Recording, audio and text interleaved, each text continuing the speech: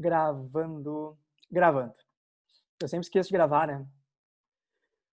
Galerinha, é o seguinte, tá? Que eu tava comentando antes, a aula de núcleo hoje é muito tranquilo, tá? Não se apeguem em muita coisa aprofundada de núcleo nesse momento, porque quando a prova bota uma questão de núcleo propriamente dito, ela vai ficar muito mais nas questões do que é núcleo, as diferenças e as estruturas nucleares, tá? A gente acaba utilizando algumas coisas mais aprofundadas quando a gente falar de outros conteúdos que utilizem. Por exemplo, quando eu falar de divisão celular, aí eu falo uns detalhezinhos diferenciados do núcleo, tá? Quando a gente for falar sobre ácidos nucleicos, aí eu trago de novo uns detalhezinhos de núcleo, tá? Então hoje a aula de núcleo em si, na verdade, é uma aula muito mais para te apresentar o núcleo, para tu ver as diferenças e as estruturas que ele tem e preparar a base para quando a gente falar de ácidos nucleicos e divisão, poder aprofundar um pouquinho mais, tá? Porque se eu já começar a aprofundar muitas coisas dentro da própria aula de núcleo, ela fica uma aula que não tem fim, porque aí eu tenho que começar a fazer link com mitose, link com meiose, com DNA, tipos de RNA, e aí ela fica uma aula de uma semana. Por isso que eu gosto de fazer primeiro uma introdução geral de núcleo, e aí depois, quando eu entrar nesses assuntinhos, eu vou dando os detalhes lá relacionado a eles, tá, gurizada? Então, uma aula super tranquila, bem de boa. Talvez o que entre de novo e possa nos atrapalhar aqui é uma nomenclatura, né? Para quem está acostumado com núcleo, sereno. Quem não está acostumado muito com o núcleo, talvez a nomenclatura que possa atrapalhar, mas a gente vai devagarinho, vai na boa, tá? Então, tanto é que, tipo, tem 12 slides a aula de hoje. É muito sereno, tá? Vamos lá, o seguinte. Primeira coisa, a gente está falando de núcleo, né? Nós já falamos sobre as estruturas celulares externas, né? Parede celular, membrana plasmática, os tipos de transporte. Depois entramos na célula, falamos sobre aqueles fluidos, né? Do citoplasma, do citosol, organelas uma por uma. E a última organela, que é tão importante que a gente chega a usar ela separado, é o núcleo. Então, já vai ponto 1, entenda que o núcleo é uma organela.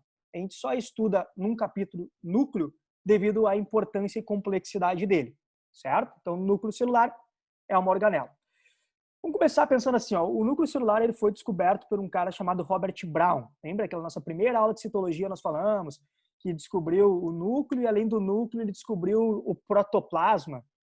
Então, o Robert Brown descobriu o núcleo, até então nada de muito diferente, ele só havia percebido que existia uma massa mais concentrada, mais colorida dentro da célula, e com o avanço da microscopia, a gente consegue chegar em algumas estruturas. O que eu quero já iniciar a aula falando para ti? Nós vamos falar agora de núcleo eucarionte, tá, gente? Porque a gente lembra que a gente falou lá que tem os procariontes e os eucariontes. Como a célula procariótica, ela não tem a carioteca, não tem a membrana nuclear, o núcleo fica ele meio disperso, meio solto, ele é apenas um material genético que não tem muita complexidade, então não vai cair nas nossas provas núcleo procarionte. Vai cair núcleo sempre, isso é exclusividade. Se cair núcleo, vai cair núcleo de eucarionte. Então, tudo que eu falar de agora em diante é eucarionte, tá? Reino protista, reino fungi, reino animalia e reino plantê. Tira fora aí as bactérias, arqueobactérias e cianobactérias. Então, reino eucarionte, ele pode ter esse núcleozinho, e daqui a pouco eu vou mostrar umas imagens para vocês, ele pode ter formatos diferentes. Então, já é ponto 1 que pode aparecer em prova. O formato do núcleo ele pode ser esférico ou ovoide, tá? É muito parecido, né? Uma esfera e um ovoide. A diferença é que no esférico ele vai ser mais arredondadinho, tá? Vai ser mais certinho, e no ovoide ele vai estar não tão arredondado, ele vai estar mais achatado nas suas extremidades e mais alargado na região central. Isso não interfere em questão metabólica, até onde se sabe, isso não interfere em tamanhos nucleares também, é apenas uma questão de espécie para espécie. Se percebeu isso, e aí entra como um detalhezinho. Então, o formato pode ser esférico ou ovoide. Ponto 1. Eu botei um detalhe que eu gosto muito, que é isso aqui, ó. Presente na maioria das células eucarióticas. Por quê, galera? Porque muita gente acha ou vem para as aulas dizendo que toda célula eucariótica tem núcleo, o que não é uma verdade, tá? Não é uma verdade. Isso pode te atrapalhar. Existem células eucarióticas que não apresentam núcleo. E aí eu já vou fazer um pega-ratão com vocês aqui que eu quero, né, deixar tudo bem detalhadinho. Então leva isso. Nem toda célula eucariótica tem núcleo. A maioria tem. E aí eu vou pegar essa maioria tendo núcleo e eu posso dizer que eu tenho uma variação na quantidade de núcleos dentro de cada célula. Tá? Isso aqui já caiu em prova, então tu tem que ter uma atenção nesses nomezinhos.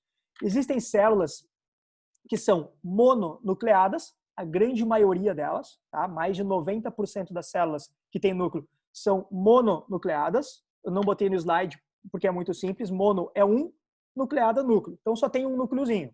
Perfeito? É o desenho clássico que a gente está acostumado a ver, né? Aquela célula e o núcleozinho lá no cantinho dela. Agora entra uma diferenciação. Existem células que são binucleadas, que apresentam 2 núcleos, tá? Então sempre 2.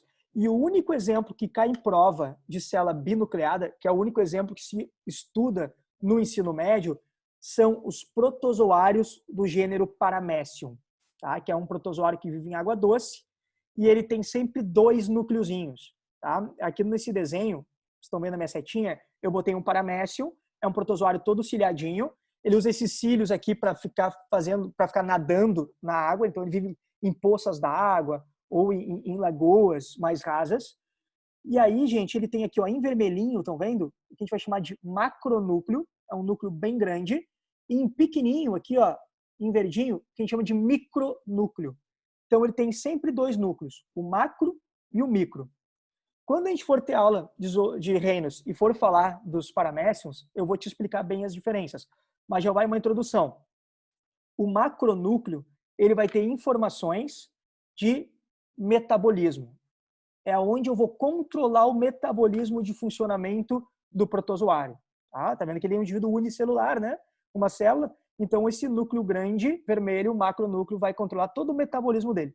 E o micronúcleo, que é o pequenininho e verdinho, ele vai ser utilizado apenas para reprodução. Por isso que ele tem 2 núcleozinhos. Então, um núcleo para metabolismo, o grande, e um núcleo pequeno para a reprodução. Quando ele vai reproduzir, ele faz a conjugação. Um protozoário encosta no outro, forma uma pontezinha de citoplasma entre as 2 células e elas trocam esses micronúcleozinhos para poder ter variabilidade genética. Certo? Então, binucleado, protozoário Paramecium, fechou. Existem... Oi, vai, Antônio, claro. Em relação às binucleadas, tem na botânica a gente vê que na fecundação tem 2 núcleos polares, não sei o quê. Eu não sei agora qual é o grupo que eu não domino muito. Das gimnospermas. Tá, seria binucleada também? É binucleado. Porque ela faz dupla fecundação. Só que aí é uma boa pergunta tua, tá? Nas gimnospermas, quando eu tenho o grão de pólen binucleado, ele vai ser apenas a fase de grão de pólen dele que vai ser binucleado. O indivíduo adulto não é binucleado. Dá para sacar isso? Eu não me lembro muito bem dessa parte, vou ter que ver no decorrer das aulas. Não, mas isso aqui tranquilo. deve ser o mesmo exemplo, assim. Tá, não, é um bom exemplo, tá? Se a prova ela não vai poder botar gimnosperma, ela vai ter que fazer alguma questão, se for uma questão bem elaborada, óbvio, né? Ela vai ter que botar células germinativas ou células reprodutivas de gimnospermas. Aí sim elas são binucleadas, tá? Beleza, obrigado. E depois lá nas angiospermas, daí ela é plurinucleada. Ela tem 7 núcleos. Tá? Se for binucleada, é gimnospermos pinheirinhos. Forma os 2, um vai formar lá o tubo polínico e o outro vai fazer a fecundação no ovário. Tá bom? Ok, obrigado. Show. 10, vão perguntando aí na tranquilidade. Plurinucleadas, gurizada, aqui vários núcleos, tá? De 3 para cima já se chama plurinucleadas, tá? Mas geralmente tem uma quantidade muito grande. Um exemplo clássico são células musculares estriadas esqueléticas, tá? Apenas as cardíacas não têm, tá? Elas têm um núcleozinho apenas. Então vão ser as esqueléticas, que são aqueles músculos que estão no teu esqueleto, né? Bíceps, tríceps, glúteo, né? Aquela musculatura que está grudada ao esqueleto, por isso que é musculatura esquelética. Elas são plurinucleadas, tá vendo? Por quê? Isso aqui a gente chama, na minha setinha, de fibra muscular, tá? A fibra muscular, na verdade, ela seria uma célula alongada. Então, a célula vai se alongando, vai alongando, vai alongando, vai alongando e forma fibra muscular cheia de proteínas.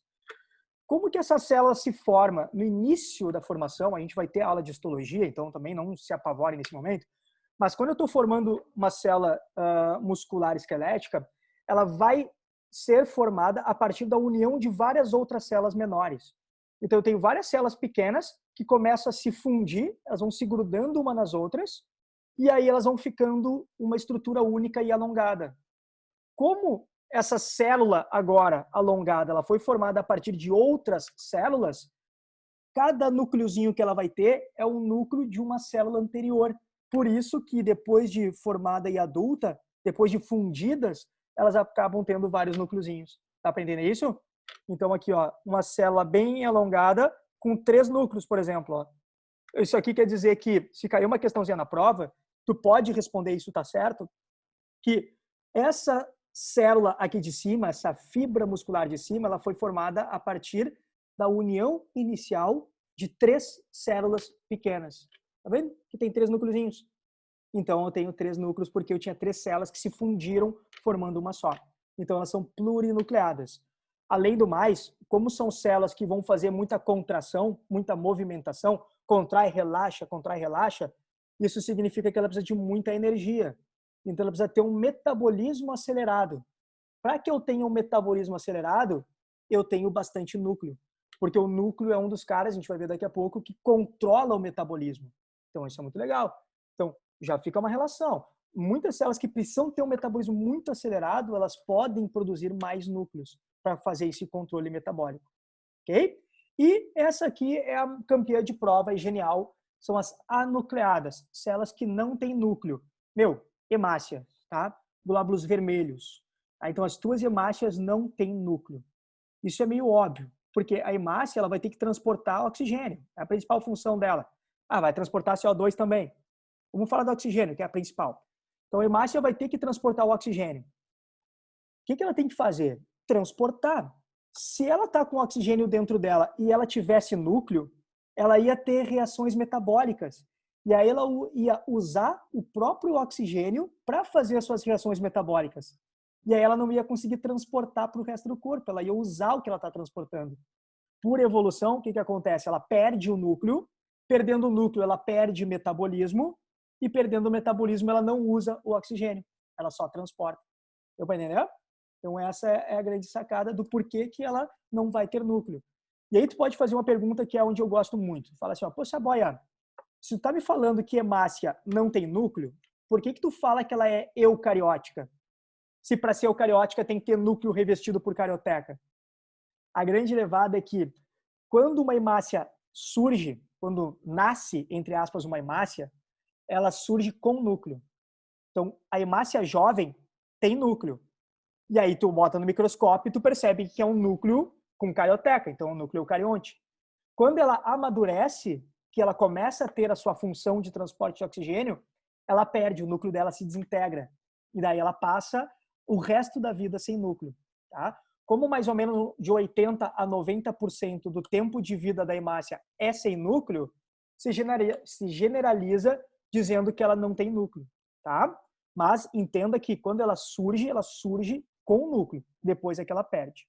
Ok? Temos 10 minutinhos aqui, daí logo eu convoco a outra. Quando faltar um minutinho aqui, eu convoco a nossa segunda reuniãozinha. Hoje a gente vai só em 2. Certinho? Até o momento sossegado, tranquilo? Então tá, vão me falando aí. Então até aqui já introduzimos, sabemos, né, o que eu tenho. E aqui, funções de núcleo, tá, gente? Funções e estrutura. Aqui é uma questão bem importante de prova. Quais são as funções do núcleo? A grande importância desse cara. Conter o material genético, tá? Ou seja, aqui, ó, botei um desenhozinho de um núcleo, tá, em 3D, e tu está vendo que dentro dele tem a nossa famosa dupla hélice ali, ó, o nosso DNA. Então, dentro do núcleo é como se fosse uma gavetinha que está guardando o DNA. Então, o DNA está ali, claro, depois o DNA ele pode ir para o citoplasma, né, a gente vai ter, mas ele está armazenado em grande maioria dentro do núcleo. Então, armazenar o material genético. Isso é importante porque protege o teu material genético, certo? E quando a gente está falando em material genético, eu estou falando em DNA, tá, gente? Quando fala em material genético, fala em DNA. O RNA, ele não vai ter informações genéticas. O RNA, ele tem lá as bases, mas é só para fazer tradução e tal. O DNA é que tem as tuas informações. Outra informação, centro de controle do metabolismo. Ou seja, como o DNA está armazenado aqui dentro do núcleo, e o DNA aqui tem as nossas informações, na verdade, o núcleo é o cara que está controlando as atividades da célula. Vou fazer um exemplo que é ridículo, tá? Mas para tentar entender. É como se o núcleo fosse o cérebro da célula. A célula é o corpo e o núcleo é o cérebro. Ou seja, a célula está fazendo as funções. Ela está produzindo proteína, ela está fazendo lá a respiração celular, está fazendo um monte de coisa, mas quem está governando tudo isso, quem está controlando tudo isso é o núcleo. Então essa é a grande importância. É o bom funcionamento celular. Por isso que eu te falei, relaciona núcleo com metabolismo. Hemácia não tem metabolismo, porque ela perde o núcleo. Tá? Então relaciona isso aí também é legal. Outra funçãozinha, ó, síntese de ácidos nucleicos. Dentro do teu núcleo é que tu vai estar fazendo as novas cópias de DNA e RNA. Tá? Síntese é sempre produção. Né? Então, eu estou produzindo DNA e RNA dentro do núcleo. Então, é importante também isso. E isso aqui já caiu em prova, e eu não falava isso em aula, eu vi em prova, daí comecei a falar, que era uma coisa que parecia simples, mas é óbvio, se a gente não fala, né, só parece simples. O núcleo ele vai ser a maior organela em intérfase. O que é intérfase? A gente vai ver aula que vem em mitose, tá? Em divisão celular, perdão. Intérfase é o período em que a célula não está se dividindo. Aí a gente tem lá intérfase, a célula não está se dividindo, e depois da intérfase ela entra em mitose ou meiose. Tá? Então, quando a célula entra em mitose ou meiose, o núcleo desintegra, né? Que ele é, tipo, em mitose, que é o que a gente vai usar mais, o núcleo desmancha. Quando ele está em intérfase, é aonde a célula está fazendo as suas atividades vitais. Se ela está fazendo atividades vitais, a gente está falando em metabolismo, está falando em ter núcleo. E quando eu tenho o núcleo, ele sempre vai ser a maior organela. Então, o núcleo ele é maior que retículo, ele é maior que complexo de Golgi, é maior que mitocôndria, é a maior estrutura organoide que tu tem dentro da célulazinha, tá bom? E aí a gente pode pensar em estruturas, que é onde a gente tem que falar sobre cada uma delas especificamente. Formando esse núcleo, o que eu tenho? Eu tenho uma coisa chamada de carioteca, eu tenho uma estrutura chamada de nucleoplasma, eu tenho a cromatina e tenho o nucleolo. O que a gente tem que fazer? Falar sobre cada um deles, diferenciá-los e ver como esses são formados e as funções de cada um. Tá? Então, o que a gente viu até agora são coisas gerais de núcleo em si. Agora a gente vai pegar esse núcleozinho e vamos começar a destrinchar ele e falar das estruturinhas. Tá, gurizada? Eu só vou mostrar aqui para vocês, ó, uma célulazinha antes de começar a nova reunião. Seria isso aqui, ó. Ó, eu tenho aqui a membrana celular, membrana plasmática. Aqui em amarelão, ó, o nosso citosol, né? Esses pontinhos aqui, tu pode pensar em várias organelas. E aqui o núcleo, tá vendo? Olha o tamanhão do núcleo, ele é gigante, ele é muito grande. Então vai ser a maior organela sempre, ok? Nessa regiãozinha linda. A prova sempre representa um núcleo, tá? Tá vendo aqui, ó? Seria o meu retículo endoplasmático rugoso e em roxo aqui o nosso núcleozinho, tá bom? Gente, tem 4 minutos. Então é o seguinte, eu vou encerrar essa e já convoco a outra que a gente faz numa só, tá bom? Eu não preciso parar. Então, já vou encerrar aqui. Dá para dar aquele tempinho, né, para fazer o xixizinho, tomar o café. Já tô mandando no grupo ali o novo, então, tá? Até logo.